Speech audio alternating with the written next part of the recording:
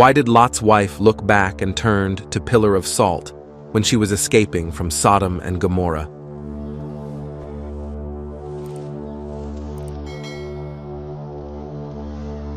Sodom and Gomorrah were located in the plain of the Jordan River. They were rich and beautiful cities, so much so that they were compared to the Garden of God. In Genesis 13 verse 10, the Bible describes the lush and fertile nature of the land surrounding Sodom and Gomorrah.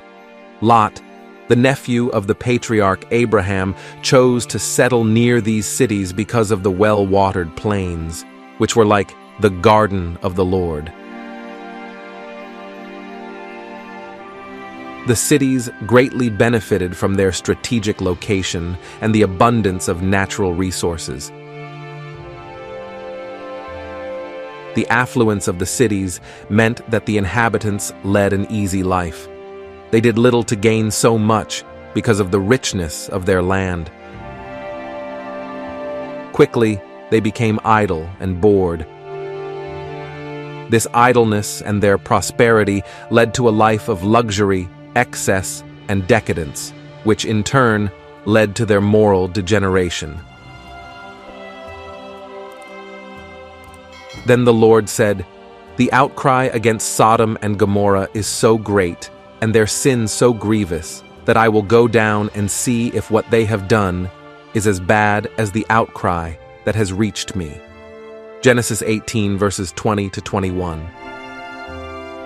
The people were greedy, proud, arrogant, inhospitable, and sexually depraved. Their decadent and immoral lifestyle reached a point where it provoked the righteous anger of God. Genesis 19 records the story of the destruction of Sodom and Gomorrah. Lot, Abraham's nephew, lived in Sodom with his family. His daughters were engaged to local men. The family was fully settled and integrated into the life of the city.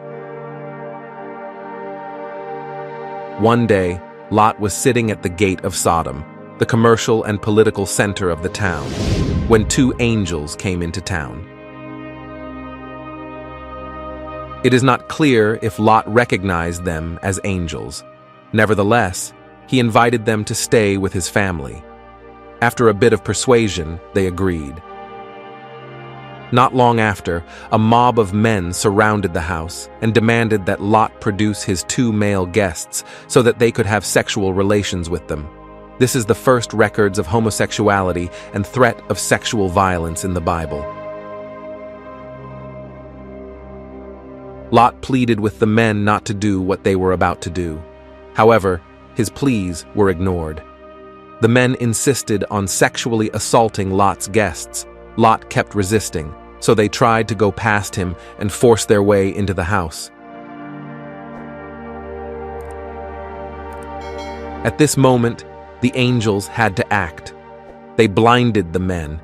The angels then informed Lot that Sodom and Gomorrah was about to be destroyed and that he and his family must leave immediately. As they fled, the angels warned them, "Escape for your life. Do not look behind you, and do not stay anywhere in the valley. Escape to the mountains, or you will be swept away." Genesis 19 verse 17. Lot ran.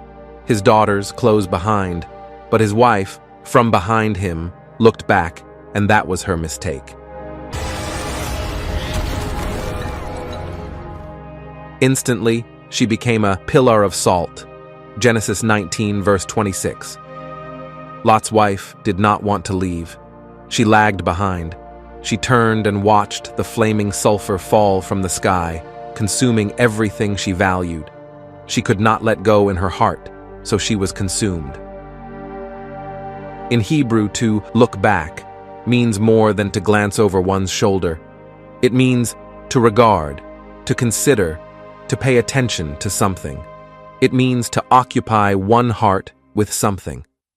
The scriptures does not say whether her death was a punishment for valuing her old life, or if it was simply for her hesitation in obeying God and leave the city. Whatever it is, she faced the consequence of her reluctance in obedience. Lot's wife identified too much with the city. She was too possessive of it, so in the end, it possessed her. To put it simply, she neglected to fully obey God's warning, and she died because of her disobedience. Paul warned us about this in Ephesians 4 verses 22 to 24. He tells us to take off the old self that is ruled by sin and be renewed, putting on the new self that is in the likeness of God. Similarly, in 1 John 5 verse 16, Apostle John says that willful, deliberate sin can lead to death. Lot's wife wasn't able to accept that. What she chose to value in her heart led her to sin, which led to her death. We don't know for sure whether Lot's wife was covered in the salt that rained down with the brimstone from the sky, or if her remains were dusted with a coating of salt later, after the destruction. All the same, she ended up as a pillar of salt because she could not let go of a decadent lifestyle, even in the face of impending doom. Today, Sodom and Gomorrah, along with Lot's wife, are submerged at the bottom of the salty Dead Sea, where to this day, no life can exist. The story of Lot's wife turning to salt because of disobedience carries both literal and symbolic significance. It shows that disobedience and attachment to the world are a dangerous combination. Lot's wife's action highlights the danger of being attached to worldly possessions and sinful ways. By looking back, she shows her reluctance to fully abandon the sinful lifestyle of Sodom and Gomorrah. It shows her longing and desire for the comforts and wealth of a decadent world that she was commanded to leave behind. This is a big lesson for us, born-again Christians. Often we are tempted to go back to a life of sin because it is lush, comfortable, and sweet. But as Paul warns in Hebrews 10 verse 26, if we go on sinning deliberately after receiving the knowledge of the truth, there no longer remains a sacrifice for sins, but a fearful expectation of judgment and a fury of fire that will consume the adversaries. Lot's wife saw the power of God in action. She saw the revelation of the truth, yet she looked back. She looked back to sin. Thus, she gave up the sacrifice of grace, and unfortunately, faced the judgment of God in the form of fury of fire that consumed her. Apostle Peter added to this warning, speaking of backsliders, when he said, "For it would have been better for them never to have known the way of righteousness than after knowing it to turn back from the holy commandment delivered to them." 2 Peter 2 verse 21.